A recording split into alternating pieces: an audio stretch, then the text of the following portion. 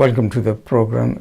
It's a great joy and privilege for me to be with you on this program. இந்த நிகழ்ச்சிக்கு உங்களை அன்போடு கூட வரவேற்கிறேன். இந்த நிகழ்ச்சியிலே உங்களோடு கூட இணைந்திருப்பதில் மிகுந்த மகிழ்ச்சி அடைகிறேன். Let's bow our heads and நாம் தலைகளை தாழ்த்தி ஜெபிப்போம். loving Heavenly Father, as we come before you, speak to us through your word. அன்பின் பரலோக பிதாவே, உம்முடைய சமூகத்திற்கு கடந்து வருகிறோம். உம்முடைய வார்த்தையை கொண்டு எங்களோடு கூட பேசி அருளும். Changes and challenges in Jesus' precious name. Amen. ஆண்டவரே, எங்களை மாற்றும், எங்களை சவாலுக்குள்ளாக நடத்தும். இயேசுவின் நாமத்தில் பிதாவே, ஆமென். We're going to look from Matthew chapter 5 verses 13 to 16. இந்த நாளிலே மத்தேயுவுக்கு எழுதின சுவிசேஷத்தின் புஸ்தகம் 5வது அதிகாரம் 13ஆம் வசனம் தொடங்கி 16ஆம் வசனம் வரையில்.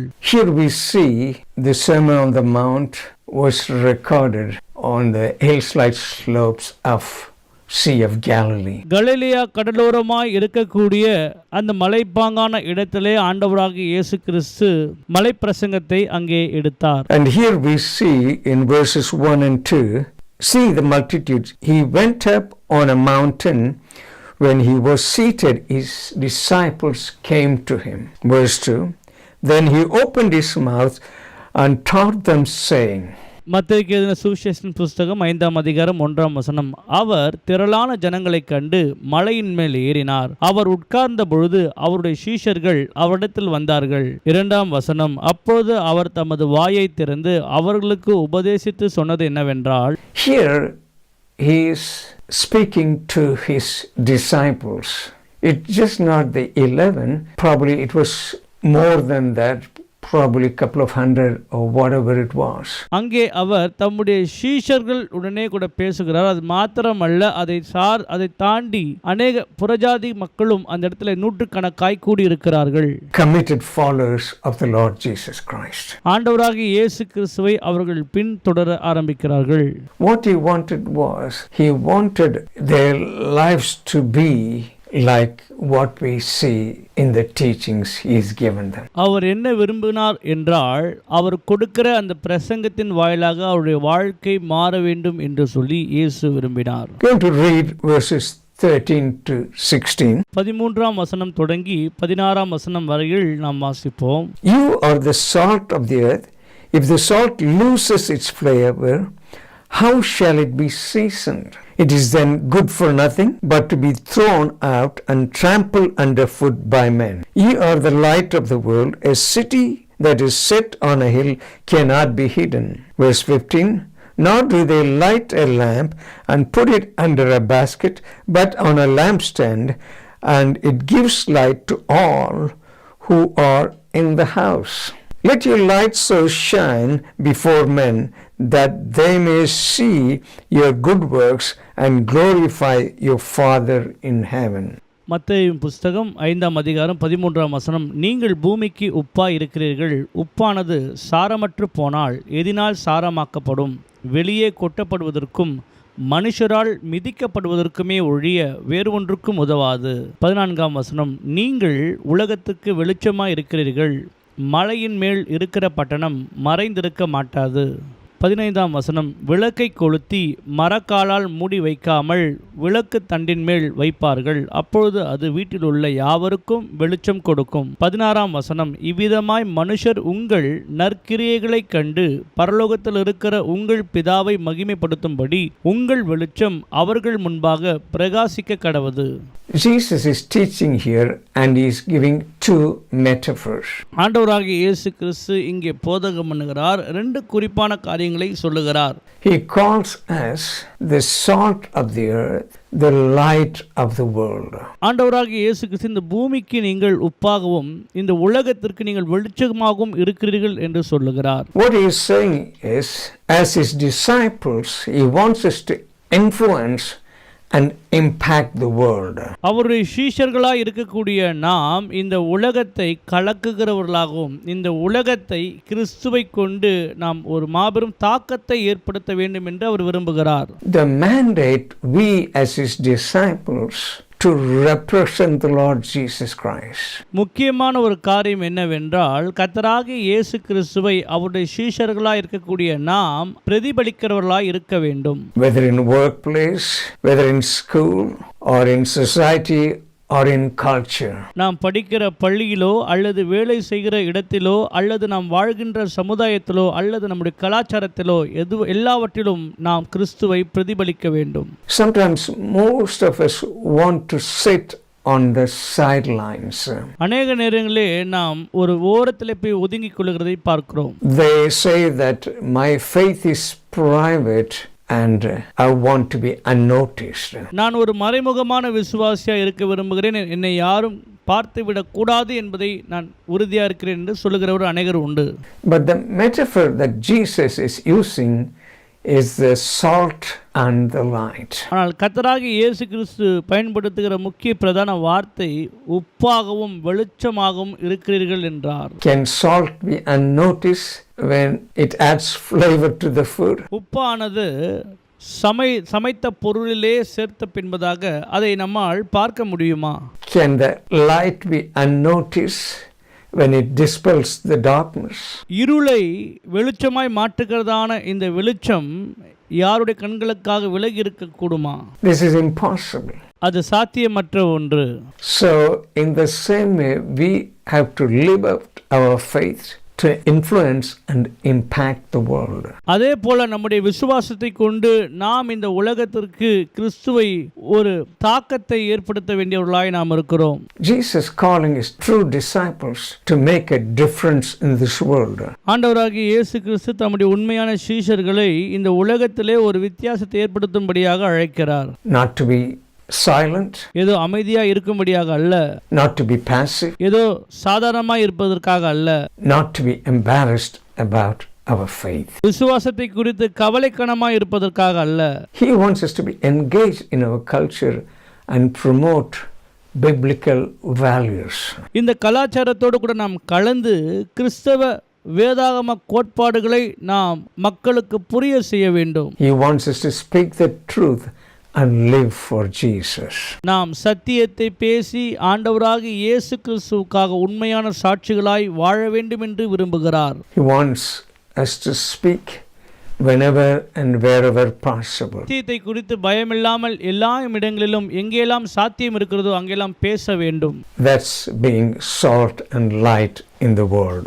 நாம் உப்பாகவும் வெளிச்சமாகவும் இருப்பதற்கான காரணம். We can to look at some of the properties and the qualities of salt and light. உப்பு மற்றும் வெளிச்சத்தினுடைய சாராம்சங்களின் முக்கியத்துவங்களை இப்பொழுது நாம் பார்ப்போம். You know, when you talk about salt, in the time of the Lord Jesus Christ, it was a rare commodity and a valuable commodity as well. ஆண்டவராகிய இயேசு கிறிஸ்து வாழ்ந்த அந்த காலகட்டத்தில் இந்த உப்பானது மிகவும் விலையேற பெற்றதாகவும் கிடைக்காத ஒரு பொருளாகவும் அக்காலத்திலே இருந்தது. In the first century, the Roman soldiers were paid in salt. அநேக போர் சேவர்களுக்கு இந்த உப்பை தான் சம்பளமாக கொடுப்பார்களாம். It says the salt has about 14,000 uses. இந்த உப்புகள் மூலமாக 14,000 பயன்பாடுகள் உள்ளது என்றார்கள். And it makes candles dripless. அது மாத்திரமல்ல, மெழுகுவர்த்தியை பிடிப்புக்காக அது பயன்படுத்துவார்கள். It has a preserving quality. உப்பானது பதப்படுத்துவதற்காக பயன்படுத்தப்படும். When it's added to the water, it increases the boiling point. தண்ணீரிலே உப்பை சேர்க்கும் பொழுது அதனுடைய கொதித்தன்மை அதிகமாகும். And it also lowers the freezing point, so that in countries where there's a lot of snow, they use this to clear the snow. அது மாத்திரமல்ல, இந்த ice கட்டிகளை உருக்குவதற்கென்று இந்த உப்பை பல தேசங்களிலே பயன்படுத்துகிறார்கள். Salt also helps to preserve the meat. In the olden days where there was no refrigeration, they used salt to preserve the meat. Fridge இல்லாத காலகட்டங்களிலே இந்த மாமிசத்தை பதப்படுத்துவதற்காக இந்த உப்பு பயன்படுத்தப்பட்டது. Leviticus chapter 2 and verse 13, it says they had to offer salt in all the offerings. லேவியராகமத்தின் புஸ்தகம் 12ஆம் அதிகாரம் 13ஆம் வசனத்திலே இப்படியாக சொல்லப்பட்டிருக்கிறது, எல்லா பலிகளிலும் உப்பையும் ஒரு பலியாக செலுத்த வேண்டும் என்று. Salt also was a necessary ingredient when they made the temple incense. தேவாலயத்தில் வாசனை வீச செய்யும் அந்த காரியங்களில் உப்பானது மிக முக்கியமான பங்கு வகிக்கிறதா இருக்கிறது. Let's look at light. இப்பொழுது வெளிச்சத்தை குறித்து பார்ப்போம். Some light is visible to human eyes. Some light is not visible. சில வெளிச்சங்கள் மனிதனுடைய கண்களுக்கு தெரியும், சில வெளிச்சங்கள் மனிதனுடைய கண்களுக்கு தெரியாது. There are radio waves, microwaves, X-rays and gamma rays. They all form part of the light spectrum. Radio wave, microwave, X-ray போன்ற பல கதிர்வீசுகள் வெளிச்சத்தின் ஊடாக அவைகள் இருக்கிறதை நாம் பார்க்கிறோம். They are useful in many ways in the medical field. மருத்துவத் துறையிலே இதனுடைய பயன்பாடுகள் அநேகமாக இருக்கிறது. Bible says God is light. வேதம் சொல்கிறது தேவன் வெளிச்சமாய் இருக்கிறார் என்று. Jesus said, I am the light of the world. இயேசு சொன்னார், நான் இந்த உலகத்திற்கு வெளிச்சமாய் இருக்கிறேன் என்று. When you look at the properties, we are also going to look at salt and light together, what they have in common. உப்பும் வெளிச்சமும் இவைகள் ரெண்டுக்குள்ளாக இருக்கக்கூடிய ஒற்றுமையை நாம் பார்க்க வேண்டும். Salt and light are needed to sustain life. உப்பும் வெளிச்சமும் இவைகள் ரெண்டும் மூலமாக வாழ்வானது நீடித்து நிற்கும். If sodium level in a person goes very low, the person will die. மனிதனுடைய வாழ்க்கையிலே சோடியம் என்று சொல்லுவார்கள், அது குறைந்து விட்டது என்றால் அவர் சீக்கிரமாக மரிக்க நேரிடும். In the same way, light is required for vegetation to grow. புல் பூண்டுகள் எல்லாம் முளைப்பதற்கு வெளிச்சமானது மிக முக்கிய பங்கை வகிக்கிறது. So we see salt and light are essential to sustain life. இந்த உப்பும் வெளிச்சமும் வாழ்வதற்கு மிக முக்கிய பங்கை வகிக்கிறதை நாம் இங்கே பார்க்கிறோம். God wants you and me to sustain the world where we live in. நாம் வாழுகிறதான இந்த உலகத்தை தேவன் காப்பாற்ற வேண்டும் என்று விரும்புகிறார். Because the world we live in is corrupt and there is a lot of evil. ஏனென்றால் நாம் வாழ்கின்ற இந்த உலகமானது மிகவும் மோசமானதாக கரை படிந்ததாக இருக்கிறதை நாம் பார்க்கிறோம். Philippians chapter 2 and verse 15. பிலிப்பியரின் நிருபம் 2ஆம் அதிகாரம் 15ஆம் வசனத்தில், That you may become blameless and harmless children of God without fault in the midst of the crooked and perverse generation among whom you shine as light in the world.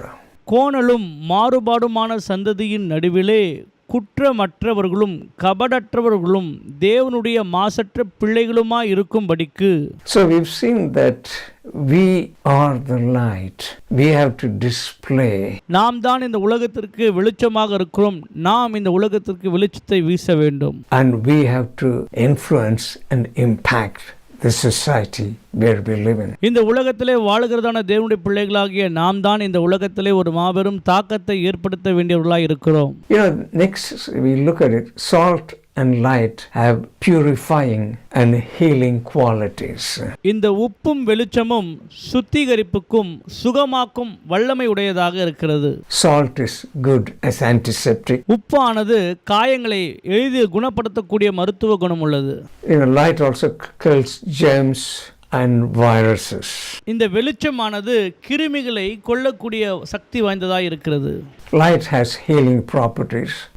They use laser therapy to heal scars. வெளிச்சத்திற்கு குணமாக்கக்கூடிய வல்லமை இருக்கிறது. இன்றைக்கு அநேக மருத்துவ துறையிலே laser treatment என்று செய்கிறார்கள். Salt, when it's put on a wound, it has an effect of an antiseptic. அதே போல உப்பை காயப்படுத்தப்பட்ட அந்த இடத்திலே போடும் பொழுது அந்த காயத்தை குணமாக்கக்கூடிய வல்லமை அதற்கு இருக்கிறது. See, the world and the world system is corrupted. So when we promote Bible values, it has purifying effect. இந்த முழு உலகமும் கரைப்படுத்தப்பட்டதாக பாவத்திற்குள்ளாக இருக்கிறது. தேவனுடைய வேதாகமத்தின் கோட்பாடுகளை நாம் பயன்படுத்தும் பொழுது இந்த உலகமானது முழுவதும் சுத்திகரிக்கப்படும். 2 Chronicles chapter 7 and verse 14. 2 நாளாகமத்தின் புஸ்தகம் 7ஆம் அதிகாரம் 14ஆம் வசனத்தில், If my people that are called by my name shall humble themselves and pray, seek my face and turn from their wicked ways, I will hear from heaven, forgive their sins and heal their land. என் நாமம் தரிக்கப்பட்ட என் ஜனங்கள் தங்களை தாழ்த்தி ஜெபம் பண்ணி என் முகத்தை தேடி தங்கள் பொல்லாத வழிகளை விட்டு திரும்பினால் அப்பொழுது பரலோகத்தில் இருக்கிற நான் கேட்டு அவர்கள் பாவத்தை மன்னித்து அவர்கள் தேசத்துக்கு க்ஷேமத்தை கொடுப்பேன். So we have a part to play. இதிலே நம்முடைய முக்கிய பங்கு பெரிதா இருக்கிறது பிரியமானவர்களே. Wherever we go, we have to spread Jesus. நாம் எங்கெல்லாம் போகிறோமோ அங்கேயெல்லாம் கிறிஸ்துவை குறித்து பேச வேண்டும். Jesus brings purifying effect and healing effect in the lives of people. மக்களுடைய வாழ்க்கையிலே சுத்திகரிப்பையும் சுகமாக்கும் வல்லமையும் உடையவராக நம்முடைய ஆண்டவராகிய இயேசு கிறிஸ்து இருக்கிறார். The third effect it has, both have penetrating property. இந்த உப்புக்கும் வெளிச்சத்திற்கும் ரெண்டுத்திற்கும் இருக்கக்கூடிய ஒரு ஒத்துமை என்னவென்றால் இவைகள் ஊடுருவி செல்லக்கூடியதாய் இருக்கிறது. Salt penetrates the food and flavors it. உப்பானது சமைத்த பொருளுக்குள்ளாக சென்று அதிலே ஒரு சுவையை ஏற்படுத்துகிறது. Light penetrates the darkness and makes it bright. வெளிச்சமானது இருளுக்குள்ளாக புகுந்து அதை பிரகாசமாய் மாற்றுகிறது. Wherever they are, the space they are introduced, they invade that space. எங்கெல்லாம் வெற்றிடம் இருக்கிறதோ அவைகளுக்குள்ளாக ஊடுருவி பாய்ந்து தன்மையை வெளிப்படுத்துகிறது. They change and influence that space. வெற்றிடங்களுக்குள்ளாக புகுந்து அங்கே ஒரு தாக்கத்தை ஏற்படுத்துகிறதா இருக்கிறது. So in the same way, we have to influence and impact the world. அதே போலதான் பிரியமானவர்களே, நாமும் கூட இந்த உலகத்திற்குள்ளாக ஊடுருவி சென்று இந்த உலகத்திற்குள்ளாக ஒரு தாக்கத்தை ஏற்படுத்த வேண்டும். We cannot be passive or stay neutral. ஏதோ எல்லாரை போலும் சாதாரணமான ஒரு மேற்போக்கான வாழ்க்கை வாழ்வதற்கென்று நாம் மறவில்லை. So when salt and light are introduced, it results in a change. உப்பும் வெளிச்சமும் ஒரு இடத்திற்குள்ளாக வரும் என்றால் அங்கே நிச்சயமாக மாற்றம் உண்டாகும். We have to penetrate the culture and make a difference in the world we are living in. நாம் வாழுகிறதான இந்த உலகத்திலே கலாச்சாரத்திற்குள்ளாக புகுந்து ஒரு மாற்றத்தை ஏற்படுத்த வேண்டியவர்களாய் நாம் இருக்கிறோம். That's why Lord Jesus Christ was giving that teaching. ஆகவே தான் ஆண்டவராகிய இயேசு கிறிஸ்து இந்த போதகத்தை குறித்து மலை பிரசங்கத்திலே போதித்தார். It has to be the way of our life. இப்படிதான் நம்முடைய வாழ்க்கையானது இருக்க வேண்டும். The culture needs to be seasoned with the salt and illuminated with the light of the gospel of the Lord Jesus Christ. நாம் வாழ்கின்ற இந்த கலாச்சாரமானது உப்பினால் சாரமேற்றப்பட்டு வெளிச்சத்தால் பிரகாசிக்க வேண்டும் என்று இயேசு விரும்புகிறார். If we lose our saltiness or if we cover our light with a basket, that is no good. நம்முடைய உப்பான அந்த சாராம்சத்தை இழந்து விட்டாலோ அல்லது வெளிச்சத்தை ஏதோ கூடைக்குள்ளாக போய் நாம் அடைத்து வைத்தாலோ அதில் ஒன்றும் பயன் உண்டாகாது. Verse 15 we see, nor do they light a lamp and put it under a basket, but on a lampstand, and it gives light to all who are in the house. மத்தேயுவின் புஸ்தகம் 5ஆம் அதிகாரம் 15ஆம் வசனம், விளக்கை கொளுத்தி மரக்காலால் மூடி வைக்காமல் விளக்கு தண்டின் மேல் வைப்பார்கள், அப்பொழுது அது வீட்டில் உள்ள யாவருக்கும் வெளிச்சம் கொடுக்கும். Here we see Jesus wants us to shine as light in our home as well. முதலாவது ஆண்டவராகிய இயேசு கிறிஸ்து நம்முடைய வீட்டிலே நாம் பிரகாசிக்க வேண்டும் என்று விரும்புகிறார். So when it does that, it gives light to all. நாம் அப்படி செய்யும் பொழுது அந்த வெளிச்சமானது எல்லோருக்கும் தெரிய வரும். My question is, how is your light shining in your home? என்னுடைய கேள்வி என்னவென்றால், உங்களுடைய வீட்டிலே உங்களுடைய வெளிச்சமானது எப்படிப்பட்டதா இருக்கிறது? Are you being a strong witness for the Lord Jesus Christ? ஆண்டவராகிய இயேசு கிறிஸ்துவுக்காக நீங்கள் உறுதியுள்ள ஒரு சாட்சிகளாக இருக்கிறீர்களா? Church has to be distinct from the world. சபையானது இந்த உலகத்தை விட்டு முற்றிலுமாக நீக்கப்பட்டதா இருக்க வேண்டும். You can never impact the world if the church is like the world. சபையானது இந்த உலகத்தோடு ஒத்து இருந்தால் ஒருபோதும் இந்த உலகத்திலே ஒரு தாக்கத்தை ஏற்படுத்த முடியாது. Church has to be distinct, has to be salt in the earth and light in the world. சபையானது இந்த உலகத்தோடு ஒத்து போகாமல் இந்த முழு பூமிக்கும் உப்பாகவும் வெளிச்சமாகவும் காணப்பட வேண்டும். Jesus Christ said, you are the salt of the earth, you are the light of the world. நம்முடைய ஆண்டவராகிய இயேசு கிறிஸ்து நம்மை பார்த்து சொன்னார், நீங்கள் இந்த பூமிக்கு உப்பாகவும் இந்த உலகத்திற்கு வெளிச்சமாகவும் இருக்கிறீர்கள் என்று. We looked at the scripture today. What is the Spirit of God saying to you? இந்த நாளிலே நாம் வசனத்தை பார்த்தோம். ஆண்டவர் உங்களோடு கூட என்ன வசனத்தை பேசுகிறார்? A true disciple has to be a salt in the earth and light in the world. ஒரு உண்மையான சீஷனானவன் இந்த பூமிக்கு உப்பாகவும் இந்த உலகத்திற்கு வெளிச்சமாகவும் நாம் இருக்க வேண்டும். If you are not, and you want to be a true disciple of the Lord Jesus Christ, I'm going to lead you in a prayer. ஒருவேளை நீங்கள் அப்படிப்பட்ட உண்மையான ஆண்டவருடைய சீஷராய் இல்லை என்றால், or if you've gone away from God and you lost your effectiveness, I want you to pray this prayer and commit your life to the Lord Jesus Christ. ஒருவேளை நீங்கள் வழி தவறி வேறெங்கோ சென்று உங்கள் வாழ்க்கையில் இருந்த உப்பின் சாராம்சம் இழந்து இருப்பீர்கள் என்றால், நான் உங்களுக்காக இந்த வேளையிலே ஜெபிக்க விரும்புகிறேன். Our living Heavenly Father, we come to you in the name of your Son Jesus. Please repeat this prayer after me. அன்பின் பரலோக பிதாவே, உம்முடைய குமாரனாகிய இயேசு கிறிஸ்துவின் நாமத்தினாலே உம் சமூகத்திற்கு வருகிறோம். இந்த ஜெபத்தை எனக்கு பின்பதாக தொடர்ந்து சொல்லுங்கள். Lord, I want to commit your life to you. ஆண்டவரே, என்னுடைய வாழ்க்கையை நான் உமக்காக அர்ப்பணிக்க விரும்புகிறேன். I know that Jesus died on the cross and rose again on the third day. By his blood, please cleanse me and make me whole. I repent of my sins. I return to you. I accept you as the Lord and my Savior. In Jesus' precious name. Amen. இயேசுவே, பாவியாகிய நான் உம்முடைய சமூகத்திற்கு வருகிறேன். உம்முடைய கல்வாரி சிலுவையிலே எனக்காக நீர் இரத்தம் சிந்தினீர். உம்முடைய பரிசுத்த இரத்தத்தினாலே என் பாவங்கள் அனைத்தையும் கழுவி என் மீறுதல்களை போக்கி உம்முடைய பிள்ளையாக என்னை ஏற்றுக்கொள்ளும். இயேசுவே, உம்முடைய பரிசுத்த இரத்தத்துக்காக உமக்கு ஸ்தோத்திரம். இயேசுவே, உம்மை என்னுடைய இரட்சகராக நான் ஏற்றுக்கொள்ளுகிறேன். என் வாழ்க்கையிலே நீர் வந்து ஒரு மாற்றத்தை ஏற்படுத்தும்படியாக ஒப்புக் கொடுக்கிறேன். இயேசுவின் நாமத்தில் ஜெபிக்கிறோம் பிதாவே, ஆமென். If you pray this prayer, you become a Christian and you need to go to a local church. நீங்கள் இந்த ஜெபத்தை செய்திருப்பீர்கள் என்றால் நீங்கள் இப்போது ஒரு கிறிஸ்தவராய் மாறியிருக்கிறீர்கள். உங்களுக்கு அருகாமையில் இருக்கிற சபைக்கு நீங்கள் தாராளமாய் போகலாம். Thank you and God bless you. நன்றி. கர்த்தர் உங்களை ஆசீர்வதிப்பாராக.